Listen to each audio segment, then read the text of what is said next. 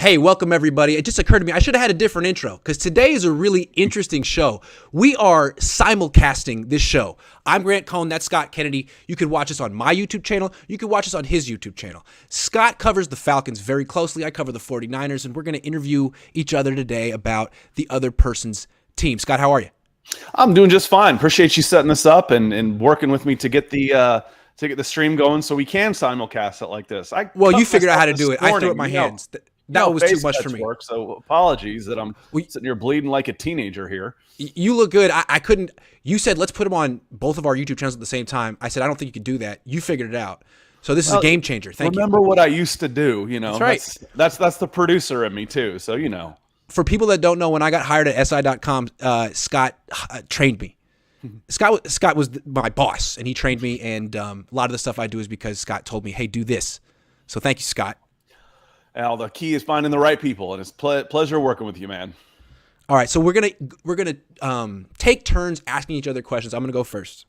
Scott, you know the Niners. The Niners have been together for a while. I mean, most football teams come and go. This core has been together for 4 years, and you know if you can't stop the run, you can't beat this team unless Jimmy throws 8 picks. So, can the Falcons stop the run if they sell out?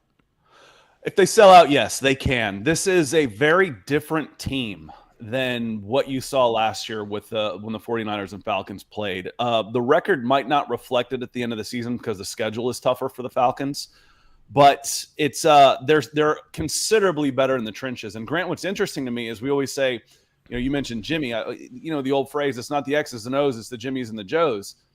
The Falcons have gotten better mostly with internal personnel, which doesn't happen. That does not happen. You know, we both watched the Denver Broncos play, and they went back with the same offensive line that was not very good last year, and they weren't very good this year. Mm-hmm. This is about the same defensive and offensive lines for the Falcons, and for them, and they've really, really improved. So yes, they've changed out their linebackers a little bit, gotten a little bit bigger there. They're missing one of their starters, but they've got an athletic rookie that's pretty good. They got Rashaan Evans at 240 pounds.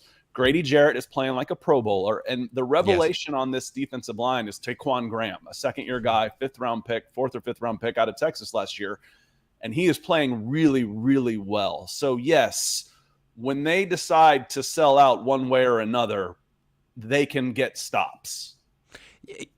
This is a different team, but in 2019, the Niners went to the Super Bowl but lost to the Falcons. And if I remember correctly, the Falcons basically said, you're not running on us today. You could throw to Kittle 15 times, but you're not running on us today. And the Niners lost. It's a good way to attack them. Make them do what they don't want to do. Yeah, and I've kind of said watching the 49ers, and I'm interested in your take on this because I know you're not much of a Jimmy Garoppolo fan, but first-year quarterbacks struggle. My take on the Trey Lance injury was in the short term, this was going to be a more dangerous football team. Has that played out that way, or do you think they're still winning despite Jimmy Garoppolo? Or, you know, we've seen young quarterbacks, and it seems like it's getting harder and harder. I get tired of people saying, "Oh, that class was so overhyped, they're bust." They're young. They're young, and most of them are getting drafted to bad teams. Of course, they're going to struggle. Let's give them a chance.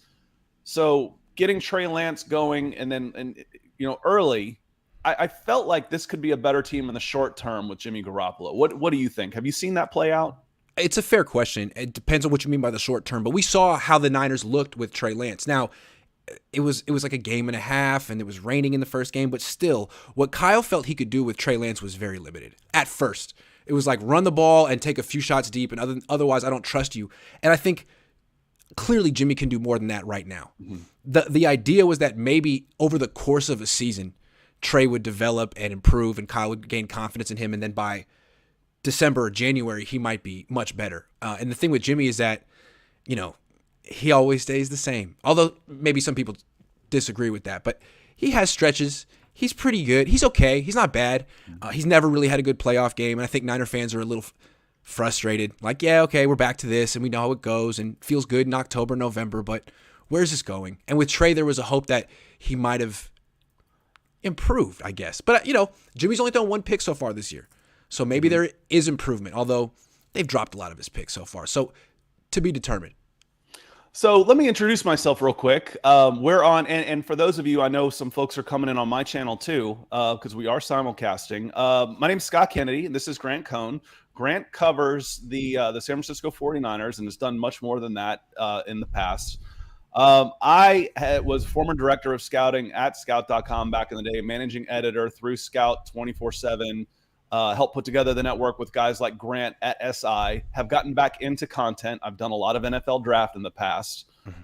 Growing up a Falcons fan in the 80s and Braves fan for that matter in Atlanta, I became a fan of the process because my team stunk. So I really became a fan of the general manager process, the draft, the free agencies, maybe not as much, but definitely the draft and the scouting and finding the next guys.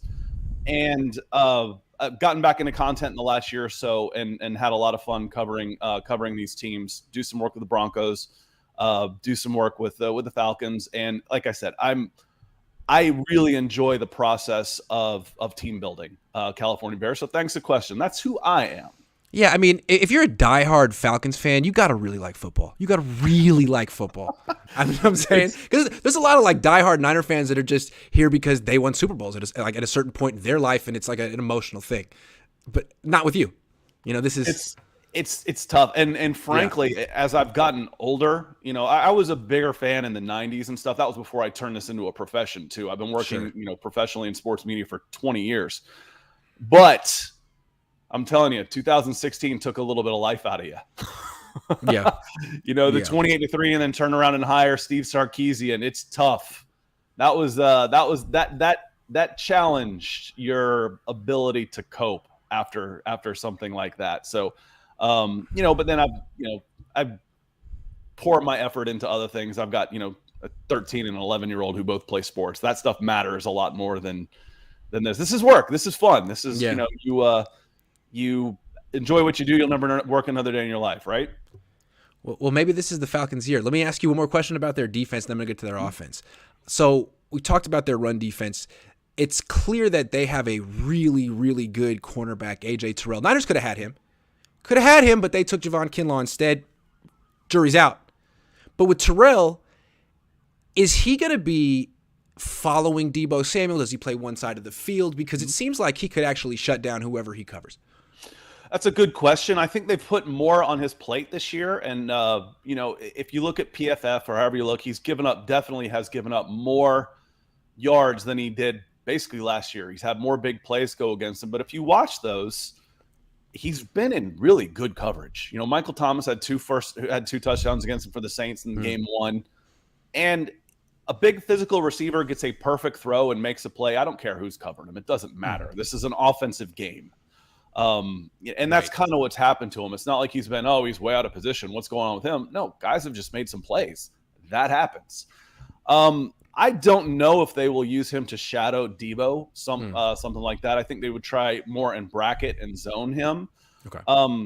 Especially when Deebo's lining up all over the place. When he's standing in a shotgun next to Garoppolo as a running back, then what? You better have somebody ready to cover him on both sides and up the middle, because you can't. And the biggest issue with Deebo is tackling him anyway.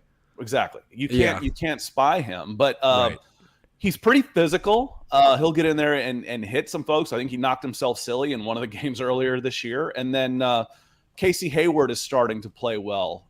He was an old head brought in, and a very good upgrade over Fabian Moreau, who was just horrendous for the Falcons last year. UCLA, poor guy.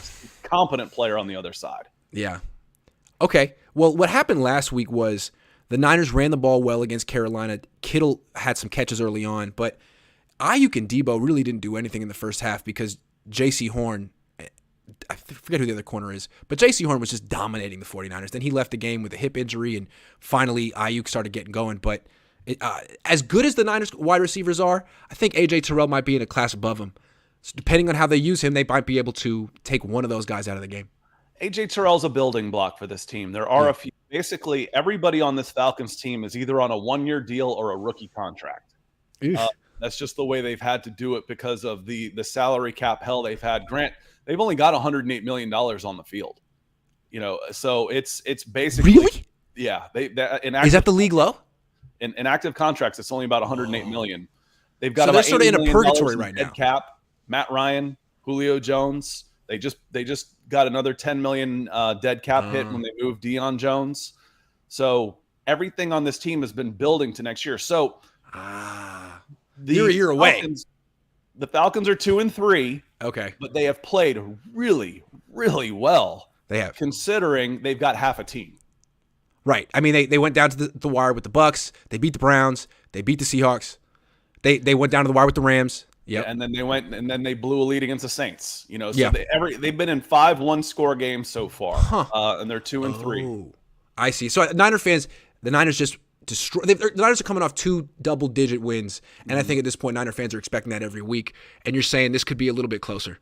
I mean, that's the Falcons' pattern. The 49ers' depth, we won't necessarily get into a prediction just yet, but the 49ers are a better roster, no doubt about it. Of course. But this Falcons team is stronger in the trenches than you saw last year. Last year I did a quick video based on, why do the Falcons struggle so much in the red zone? And I brought up a red zone series with the 49ers where they dropped 9 into coverage because the two defensive tackles basically stood up and dropped 3 yards back. So they're covering the short crossing routes.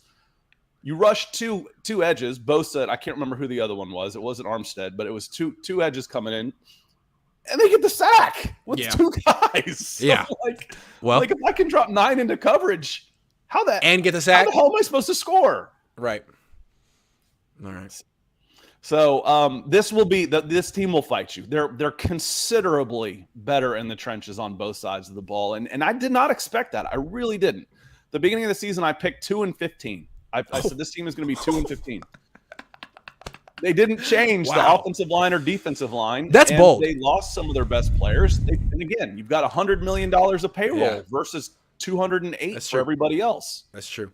I said 2-15. Now they can play with anybody. They're not going to win all those games, obviously, but I see more 7-10, 8-9 than 2-15 by the time the season's over. Wow. Okay. All right. You got a question for me about the Niners? The health. I think that's the big one right now. I already asked you about Garoppolo and the quarterback. Like I said, I gave you my thoughts on Garoppolo, and I'm interested to see how it. And then he went and kind of had a really poor game against the Broncos. I'm gassing him up, and he didn't play very well against the Broncos.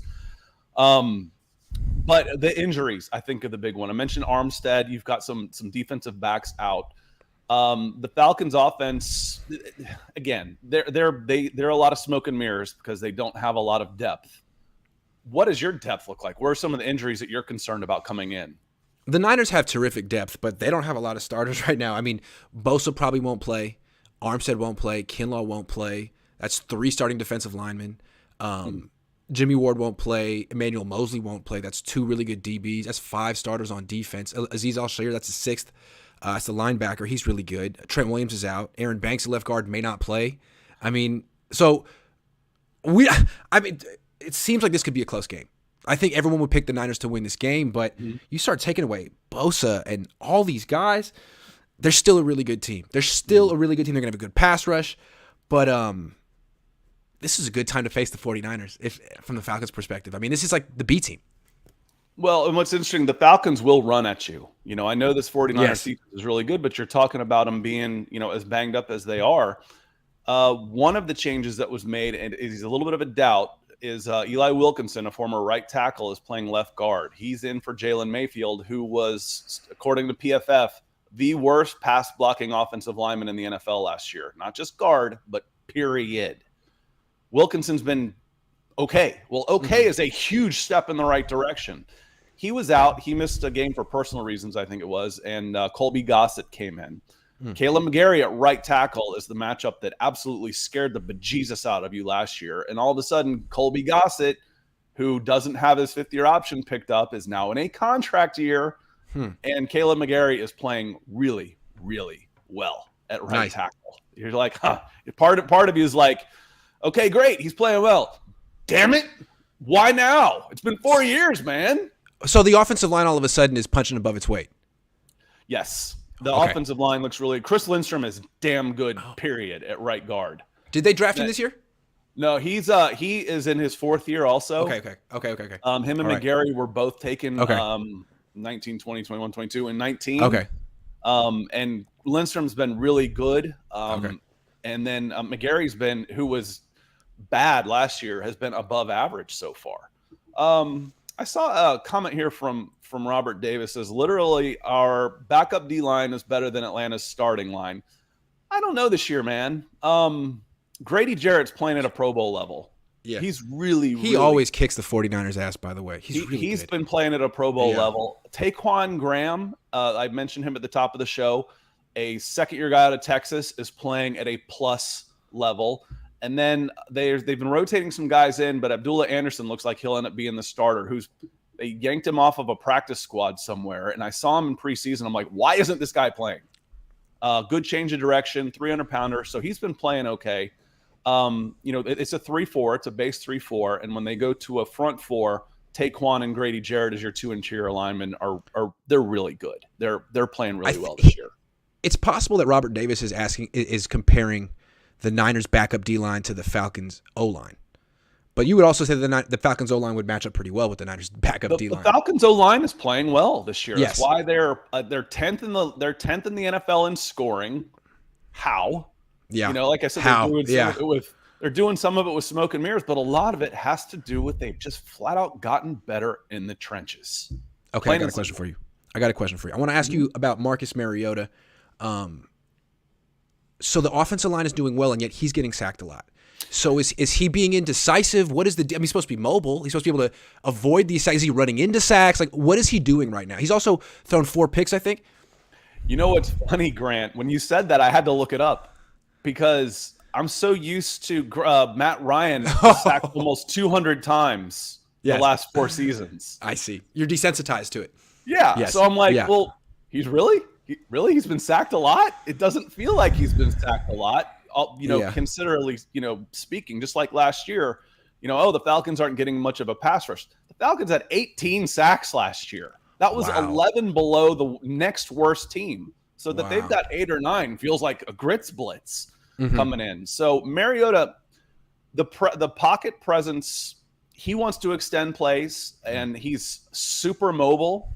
So he will try and extend plays and run out, and you're going to give up more sacks that way. But as far as straight, having guys coming right at me and I don't have any time, that's not happening this year. He's got time to throw for the most part. As he extends plays, he gets into some danger. How good is he at extending plays? I say he's really good at extending plays, not prime Russell Wilson or Steve Young extending plays, but he's solid at them. But the thing is I like to say that Marcus Mariota right now is bracketing really competent quarterback play with disasters. Oof. So if he can avoid he's making plays for both teams. Yeah, if he avoids the big negative play, then he's good, but that's a big if. He's putting it on the turf in crucial situations at least once a game. Here's the thing with the Niners defense. It's terrific. You've seen it for years. But it's this wide 9, like everyone just tee off on the quarterback at his launch point. And against pocket quarterbacks, they're great. But if a quarterback can extend a play and get out of the pocket, the Niners defense, well, any defense struggles. But that's when the Niners have lost. Like, they lost to just the offense that scored the most against the Niners this year is Chicago. With their 19 points, because Justin Fields got out of the pocket 3-4 times and made big plays. Otherwise, you're not going to do much. You're going to just be checking down all day, and it's very grueling. I don't think Mariota's got in him. Mariota is probably a little bit better version of Justin Fields right now. Okay. Well, that gives you a chance. Yeah, with the mobility, watching Justin Fields yesterday, he's making plays with his legs, misses a layup for a touchdown, and they end up not getting any points out of it yesterday, and then get stopped on 4th and 1. Mariota's going to make that pass. So Mariota, if you've seen Justin Fields, he's not quite as dynamic, but Mariota can fly. I mean, that's one of the reasons the running game is doing well. It's because he is a threat in a read option. When if you crash down on the running back, he's going to take it off tackle and he's going to pick up 15 to 20 yards in a hurry. The problem is he's also put it on the turf a few times. So, like I said, that's where you gotta be careful on that.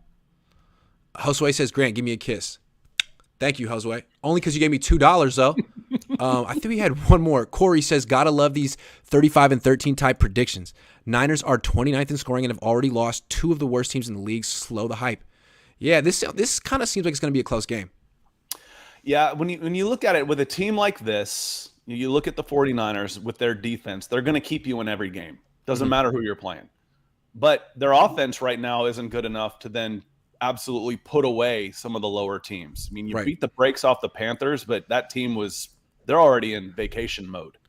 And there were turnovers in that game. There was a pick six that Baker Mayfield threw, and they turned it over on downs from their 9-yard line late in the game. It led to a touchdown. Like, only way the Niners are going to score more than 23 points is if they score some with their defense and special teams. I don't know. I mean, the Falcons, like I said, they kind of have to get by with smoke and mirrors. So against the Saints in the first game, they shut down the Saints in the first half, and then Jameis Winston, who has a career about 115 quarterback rating against the Falcons, went off. Going against Tom Brady, the one guy who will take death by inches. He will take 10 yards, 10 yards at a time. Has 295 yards in the first half. Zilch. It shut him down in the second half. Yeah. So you will get your chances. Wait till they see Jimmy Garoppolo, though. He's like Tom Brady, but better. Better. I don't even know better. That's even say better looking. That might be, what's your personal preference. They're both, they're both, on the plus end of, I walk into a room, I'm like, okay, I'm going for second at best here. All right, I got another question for you, if you don't mind. Kyle Pitts was one of my favorite players coming out of college in a long time. And when he faced the Niners last year, I thought he played well. So far, they're having a tough time getting him the ball. What's the deal? And do you expect him to have a big game this week? I don't expect him to have a big game this week. He's still questionable. Wow. So he's battling a hamstring, and he did not play last week. So I don't know how effective he will be this week at all. Did he not have a good offseason? Did he come in out of shape? What is his deal? No, it's just that it's him and Drake London, who is a rookie. And it's like, you know what? I'm going to let the rookie beat us. They're both super young. I think his birthday was this month, I believe. Yeah. So I think he just turned 22. Kyle Pitts just turned 22 years old. Drake London is 21 years old. These are kids. Like I said, everybody on the Falcons, they're either on a one-year deal or they're on rookie contracts. This is a team that is on the ascendancy, but they're not there yet by any stretch. This is a low point on their roster for talent. Got it. But Pitts is being bracketed, double, triple covered. There was who else are you going to cover? One of my favorite videos last year was Grady Jarrett was mic'd up and he gets triple teamed. And he goes, "Damn, y'all don't have anybody else to block?" And my immediate thought was, no. That's the whole point. Yeah. Yeah. They don't. So you've got Kyle Pitts and then and Cordell Patterson's out. Cordell Patterson is very similar to Deebo. He's so good. Love him. He's so good. Love him. He's not quite the receiver. Deebo is a legit 1,000-yard receiver. Cordell never was, but he's an angry runner, and that's why he's hurting himself at 30-something years old. Yeah, you're right. But Drake London is really your only guy that scares you on offense with Pitts out. And Drake London's been really, really good. Well, I want to talk about these two guys because they're very interesting matchups. Starting with Pitts. Normally, you don't really think about tight ends hurting the Niners in the pass game because the Niners have Jimmy Ward, and he's just phenomenal in man-to-man coverage against tight ends, but he's not playing. They brought him back. He broke his hand. He's out again, and all of a sudden, a good tight end might be – I don't know how the Niners match up. I mean, they don't match up with Kyle Pitts' athleticism. But one guy doesn't match up with Kyle Pitts, period. No! So that's really interesting. If they could figure out how to get him the ball, and if he's healthy enough, he could actually get his season going this week. And then with Drake London, the Niners had two really good corners going into last week, but now Mosley's out, and I don't know who's going to start opposite Charvarius Ward. Charvarius Ward probably would do a good job against London, but if the option is 5'9" Diamador Lenore from Oregon, can he match up with Drake London? Drake London he's got really good body control. He's a former basketball player, so he knows how to rebound, and that's basically what it looks like he's doing. He had a play the other day. He's 6'5". He had a play last week where he, on a quick out, where he reaches out, grabs a thing down low one-handed and brings it in. He reaches over somebody and brings it in two hands. He's got really strong hands. I was very critical of the taking another pass catcher when you have so many foundational holes on this team. But if you keep stacking up good players, that's okay. You'll be fine in the long run. Drake London looks like a hit. Kyle Pitts looks like a hit. But no, I don't expect Kyle Pitts to be a significant weapon against the 49ers this week because he ain't healthy. I see. So what the Falcons are doing right now is they're impressing people, but really they know their window doesn't even start until next year. Like Mariota isn't going to be their quarterback. They're building a very young team, and they'll get the quarterback eventually. And this wasn't the year to get it, right? Because it wasn't a quarterback draft. Yeah, they didn't like who they had. But the thing is Desmond Ridder, he fell to the third round. There's a lot of people saying, okay, maybe week 8 against the Carolina Panthers, because the Falcons they're underdogs against the 49ers. Okay. So you come out at 2-4. Then you got to go on the road to Cincinnati. All right. I'm looking at 2-5. Right. What am I still holding on to Marcus Mariota for? I'm thinking, okay, let's see what Desmond Ridder has. Let's go into next year where the quarterback draft class is a little bit better, and I'm going to have $100 million in free agent money to start building. Grant, I think the Falcons have 6 players on the active roster making more than $4 million.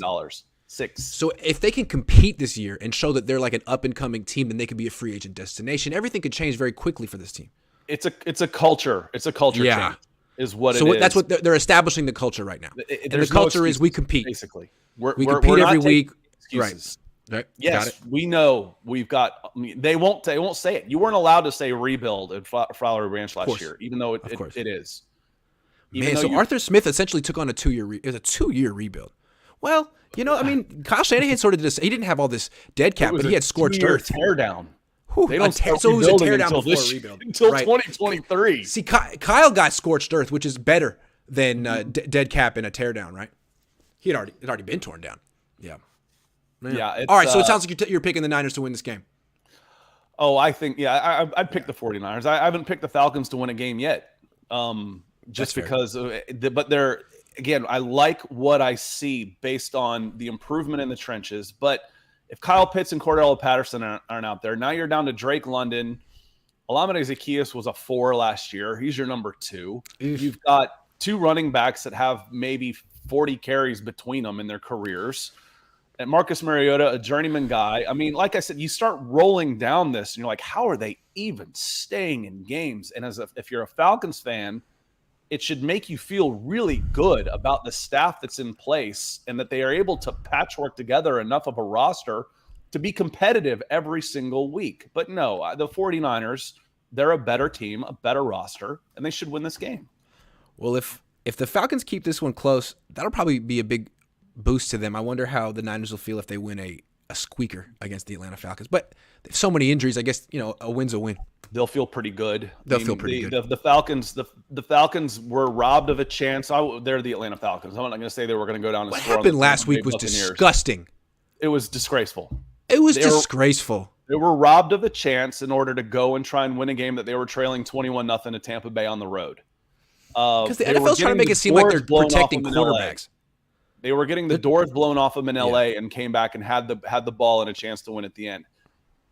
This isn't an easy W for anybody right now. And if San Francisco comes away with the win, they are favored to do so. It doesn't matter how. They should feel good about it. Here's how you beat the Niners. Just don't beat yourself. Baker Mayfield threw a pick 6. That was the game. Even if you suck on offense, go back and watch what Denver did. Denver did nothing on offense the entire game, but they just hung around and they let Jimmy beat himself. And Jimmy will do it. You know what Denver did? They played great defense, and they had a punter that was dropping it in like a pitching wedge. All day. If the Falcons can do that, they got a chance, because everyone's acting like Jimmy's turned a new leaf, maybe, but he threw one that hit a Panthers DB in the chest last week. You just got to catch the ones that he gives to you, and don't beat yourself, because you're not going to beat the Niners, but they can beat themselves, and they do it. They've done it twice this year already. That's the way I look at it. Yeah, I mean, like you said, if you can lose to the Bears, you can lose to anybody. Oh yeah. No. Oh, yeah. But this team is the 49ers are good enough in defense to be in any game, to beat any team, but they're not good enough in offense to go ahead and just chalk up W's against anybody. It should be a good game. I'm hoping for one that's a little more aesthetically pleasing than Yeah. that Broncos 49ers game we watched. Yeah. And I think it will be. I think Garoppolo has gotten some time under his belt. He's playing better than he was in that first game. I think that was, if it wasn't his first start, it was close. Coming back, and he's playing better. And the Falcons are an entertaining team. They're not a good team yet. There's way too many holes. Again, if you go to Spot Rack and sort by active contracts, they are DFL at $108 million in active contracts with about $80 million in dead cap money. This was a 2-year teardown that Arthur Smith and Terry Fontenot took on. The rebuild starts in earnest in 2023. A lot of people out here asking, like, is this a trap game potentially? I don't think it is. The Niners are 3-2. I mean, they haven't proven anything. They lost to Denver 3 weeks ago, and they see that the Falcons came this close to beating the Bucs last week. So I think we're going to see the best of both teams. I don't know what that means. Yeah, I don't know. I mean, you could think of it as a trap game because, okay, if I look at the power rankings, the Falcons are still 27, 26. Right. Marcus Mariota, that doesn't scare me. Patterson's out. Pitts is out. These guys play hard. They really do. And they've played everybody within a score so far. You're going to get a fight. You're going to get a fight out of this team. And like I said, that's the culture change. This isn't a good team yet by any stretch of the imagination. But they're going to fight. And that's the culture change that you're trying to install is no more freaking excuses. I don't care if you're the Atlanta Falcons and you falcon up every game. I mean, that's a verb around here. That's an adjective. You falconed it up again, didn't you? That's the culture change. Let me tell you a stat before we leave. This stat's going to probably surprise Niner fans, but maybe it won't surprise you. Offensive points per game estimated. This is not, pick sixes or stuff you score on special teams or defense. Just offensive points per game. Atlanta, 14th in the league at 21.4. 49ers, 21st in the league at 19. You could actually argue that the Falcons have the better offense. Not the more talented offense, but the more productive offense. Actually, it's a fact. It's a fact. And it's hard to understand why. I think part of it has been the teams they've played. Okay. You've played the Rams. Their defense wasn't very good. The Saints defense wasn't very good. The Cleveland Browns were missing 3. You've seen Cleveland's defense. It's poor. They haven't faced anybody as good as the Denver Broncos defense. We can poke fun at Nathaniel Hackett, Russell Wilson all you want. That defense legit. That Denver defense is freaking good. Yes, it really is. Good. And especially if you're starting in the shadow of your own goalposts every game. So in a 5-game sample size, you get one game like that, it's going to knock you down a lot as far as points go. Over the long haul, the injuries, they start piling up in the depth. That's where that $100 million of missing payroll starts adding up. Mm-hmm. And on a long enough sample size, this will be by far, even with the injuries, by far the best defense the Falcons have faced. Yeah. Niner fans like to say that the salary cap doesn't exist because the Rams always find ways to finagle it. But talk to Falcons fans about that. Oh, my goodness. I'm so sorry. Where it can be maneuvered is if the guys that you are extending are still productive. Right. If they're still good. Then you can push that dead cap number and move it 5 years and all that and let that play itself out down the line. But when I'm given a $50 million signing bonus to an inside linebacker who doesn't want to play anymore, when I keep restructuring Matt Ryan's contract so that he's got a $60 million dead cap every single year, and then I'm letting him get sacked 45 times a season. Yeah. Julio Jones was washed up and injured, hasn't been playing in 3 years. Yeah. The Falcons traded him for a second-round pick and $30 million in dead cap money. Oh. So, again, it works with your young players coming with restructures who are still productive and still good. That's when the salary cap isn't really an issue. But as they start to decline, you better damn well hope that dead cap number is coming down.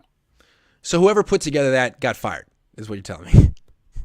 Thomas Dimitroff Thomas. Criminally negligent with Arthur Blank's money. Criminally. If I had wasted a tenth of what he wasted on that stuff, it was criminally negligent. Official BNA Music 88 says, are you getting wings from King of Diamonds? Well, my wife is flying in tonight, so I'll have to talk to her about that and see if maybe we can get a 2-for-1. Thank you very much. I am not. I am not getting wings at King of Diamonds. That one I can tell you. I've never even heard of King of Diamonds.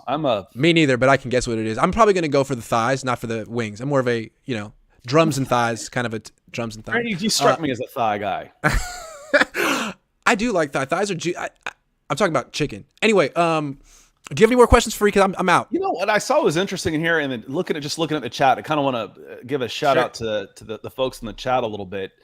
Going back to last season, last draft, Trey Lance at 3 and Kyle Pitts at 4. Jamar Chase at 5? Hindsight. Now, that was an expensive, and that was one of the reasons why I wanted the Falcons to take Justin Fields at number 4. I was a big Justin Fields fan. I advocated taking him number 2 overall, frankly. No hindsight change, whether he pans out or not. That's what I wanted at the time. One of the reasons why is because it is so GD expensive to get a quarterback. Ask the 49ers. That was an expensive deal. In hindsight, I'm thinking the move was not to move up to 3 because whoever you take at 3 is too much pressure. You gave up the Deshaun Watson package for a college player. You can't do it. I think that was a mistake. You set up Trey Lance for failure in the sense that he could never live up to that. He would have to be Josh Allen or Patrick Mahomes, one of the two. Otherwise, you're not good enough. And he was never going to be that good. Yeah, ever. When you're talking about a guy who played at that level for 1 year. 1 year at that level, that is awfully expensive. I mean, and you made the trade coming off the pandemic. You had to understand that you're drafting. You didn't have enough information. The evidence wasn't there, and it was bad. It was a mistake. I like Trey Lance, but whoa. Yeah, that was an expensive deal. It's the one. It's like, okay, there were 3 quarterbacks seemingly. As someone who was watching the Falcons rebuild, I was like, why didn't they send that to us? That was a deal that would have been just a dream. Instead, Miami got it. You can't block, tackle, or cover, and you're going to take a tight end. Are you freaking kidding me? Good point. But that was before it was known that. What if you had taken Jamar Chase instead? Well, Jamar Chase, you needed a replacement for Julio Jones. I'm like, okay. And Kyle Pitts was drafted. He played his first game at 20 years old. Yeah. He's young. He could be a good player for a long, long time. But the 49ers have the resources to, what was your initial thought, at the time when they moved up? Was I wouldn't want to give up that much draft capital for my initial thought was, wow, that's a lot to give up for the 3rd pick in the draft, not the 1st or the 2nd, but there must be someone they really, really, really like. And they take Trey Lance, and ever since they've taken him, they've never given off the indication that they really, really like him. I mean, ever since they've taken him, they've pretty much given off vibes of buyer's remorse. So I've never really understood it. Well, and Jordy says, Mr. Kennedy coming in and ripping on Trey. No, I'm not. I just think it was He's not. It really doesn't have anything to do with Trey. It was expensive to move up into that number 3 slot. I didn't say he was a bust. Once they got to 3, I think he was the right. I think you have to take a quarterback. I actually argued that they should take Pitts at the time, but I think you probably have to take a quarterback. You have to, and that's why the Falcons were. I was like, the Falcons need to talk up Mac Jones. They need to talk up Justin Fields because if they're going to trade down, they have to have somebody come up for a quarterback. No, I'm not ripping on Trey. I just think that it was a really, really risky deal. No, this is more of a critique of John Lynch and Kyle Shanahan, which is fair. I mean, it hasn't worked out so far. He's played 4 games. Well, and he hasn't developed. We talked about this. We thought it was going to be Mac Jones at the time. Yeah. The whole world did. That blew my mind. It's almost like people were saying so in the organization and they changed their mind at the last minute. I don't even know what was going on there, but too many people had information that was going to happen. When I saw Mac Jones at the Senior Bowl, I was like, okay. And I watched him in Alabama a lot. And then I was seeing him at the Senior Bowl. I'm like, all right, maybe this guy could sneak into the 1st and the Falcons could trade down. And if they want to get a quarterback, this would be a guy. Number 3 and 3 first that's the thing. You're out of your mind. Even if they had gotten Mac Jones, is he better than Jimmy? Is Mac Jones? Mac Jones was a solid quarterback who went to the best team of the rookies. Of course, you're trying to replace Jimmy Garoppolo, and you bring in the next Jimmy Garoppolo. Like, what did you do? They couldn't take Mac Jones. To me, was far and away number 1. was an Yep. easy number one, and then I would have gone Justin Fields next. Well, so everyone's like pretty much writing off Justin Fields. I think it's unfair. He may never work out, but that might be the Bears' fault. What if he had gone to Philly? You're telling me he couldn't do what Jalen Hurts is doing right now if he were on a good team with good coach? Same with Trey Lance. I feel like there are certain ways to develop quarterbacks like this, and certain teams get it and certain teams don't. Philly gets it. And if Jalen Hurts I saw Jalen Hurts in college. He's not great. He's really good now, though. I feel like Justin Fields could do the same thing if he'd been developed the same way. Yeah, I did something like this with a Bears group, and they were, I just mentioned criminal negligence for Thomas Dimitroff and the Atlanta Falcons. That's how they feel about the Chicago Bears coaching staff last year. Yeah. And Justin Fields. And I think the 49ers did it the right way, honestly. Yeah. By letting Trey Lance sit a year and having a good quarterback, and then saying, okay, we're going to move on. You're our guy. You've had a year in this, basically a redshirt season. I think they did do it the right way. It's just unfortunate he got hurt. I would have loved to see his arc. Yeah. We were all looking forward to it. Here's my theory. They had a plan for Trey. You saw it last year when he came in week 16 against the Texans. He wasn't running quarterback power. He was running the offense, and he won. And what happened was he didn't play that well in training camp. I think his completion percentage was probably 54. But in hindsight, I think the Niners overreacted. Look at this defense. This defense is really tough on everyone they face. And I think they're like, oh, God, this guy can't throw. All right, let's just run around for a little bit, and then he'll gain confidence in his arm. He just was going against the best defense in the league. The Niners panicked a little bit and ran him too much to start the season. I think it was a mistake. I think that was a big mistake there. But I'm just saying on the big picture, not putting him in right away and letting him get his feet wet before saying, okay, you're the guy, I think was the right way. Also, Justin Fields, his number one receiver is Dante Pettis. Guy has no chance. Nothing against Dante Pettis. And that was kind of their point. Yeah. That was kind of their point. It's like, who's he supposed to throw to? That said, like I said, he had a layup. It was a nice little play action. Tight end leaks into the backside of the end zone, and it's a free throw. And oh God, he overthrew him. It's just amazing to see these quarterbacks lose confidence in 2 years. I mean, this is a guy who never lost in college. Great athlete. 2 years on the Chicago Bears, and he's missing layups. Like, yeah, that's what the Bears do to you. That's what they do to you. They've been doing that to quarterbacks since 1965. Sorry. And that's the biggest fear. It's like when you have Trevor Lawrence going to the Jaguars. You're like, these guys going to bad teams. Like, you're going to get the hell beat out of them. That's why I just said. And the thing is, Trey Lance went to a good team. The 49ers traded up. It was a different kind of pressure on the Niners. He didn't get drafted by the third worst team in the NFL. No. The thing with Trey, it's not you're going to lose your confidence. It's you can't develop. You cannot develop. The team is ready. You're replacing an established quarterback. You have to be better than Jimmy from day one. And that was hard. Because it seems like a project like that was never going to be better than Jimmy from day one. But you had to sort of go with the process, like the Bills did with Josh Allen. You have to commit to it. Well, you know how it goes. If I'm going to give up 3 first-round picks, by God, he's going to play. Exactly. Exactly. But the Niners never committed to it like that. Anyway, he's definitely when they kept Jimmy on the team as a backup, it kind of felt like a hedge.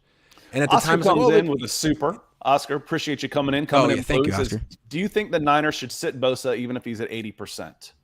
Grant, what do you think? I do. I would too. I do. I mean, on turf, he's had this issue came on turf last week. He tore his ACL on turf. I would be careful with him this week. It's just the Falcons. Sorry. I would say 80%. You can beat the Falcons without Bosa, but you're not going to reach the goals that you want as a team without him. Right. So even if you're 3-3 coming out of this week and he is 100% coming out of this week, worth it. But you don't need Bosa to beat the Atlanta Falcons. You're going to need him to reach your goals for the season. Also, the 49ers, more than I feel like any other team in the NFL, has this setback problem where a guy's hurt and then he's recovering and then he's either in a practice or a game. He had a setback. He got hurt. It's like they keep bringing guys back too quickly. Don't do it. It happened with Eric Armstead. Eric Armstead had a foot issue. They brought him back and then boom, foot and ankle. And now he doesn't even practice anymore. So don't do that. Real quick story on Eric Armstead.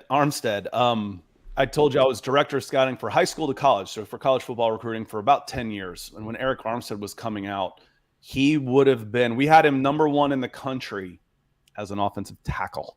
Oh, He would have been just an that absolute. is so interesting. He did well. I mean, he would be so much better as an offensive tackle. But he's done well. He's made his millions. He made some money. Draft pick, but my made God, some money.